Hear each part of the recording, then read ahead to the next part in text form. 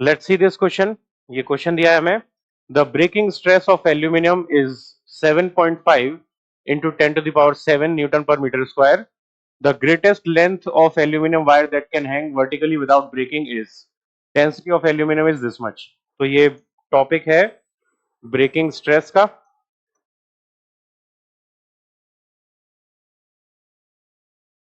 Breaking stress, okay, तो solve करते हैं इसे। ब्रेकिंग स्ट्रेस हमें चेक करना है। तो ब्रेकिंग स्ट्रेस का formula weight upon area, cross sectional area. ठीक है, अब ब्रेकिंग स्ट्रेस हमें क्वेश्चन में दिया हुआ है, कितना है? ब्रेकिंग स्ट्रेस है 7.5 इंटू 10 टू द पावर 7। तो ये है 7.5 इंटू 10 टू द पावर 7। ऐसा ही में वैल्यू है, चेंज करने की जरूरत नहीं। और फिर हमें डेंसिटी दी हुई है और लेंथ के बारे में पूछा हुआ है।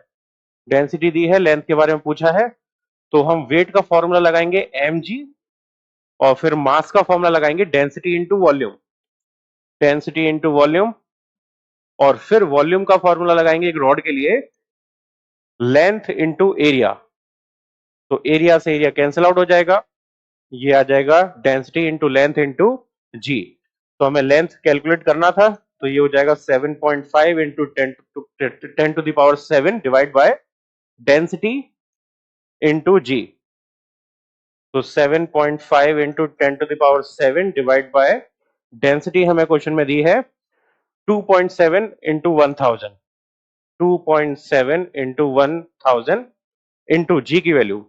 अब जी की वैल्यू मेंशन नहीं है तो 9.8 लेना चाहिए, मैं रफली 10 ले रहा हूं। तो आंसर थोड़ा सा इससे यहां से जो आएगा उससे थोड़ा सा कम आना चाहिए, सॉरी थोड़ा सा ज्यादा आना चाहिए। तो ये हो गया 10 to the power 4। 10 to the power 4 से 7 कट जाएगा 10 टू द पावर 3 टाइम्स, और ये 2 पॉइंट समथिंग के फैक्टर में है।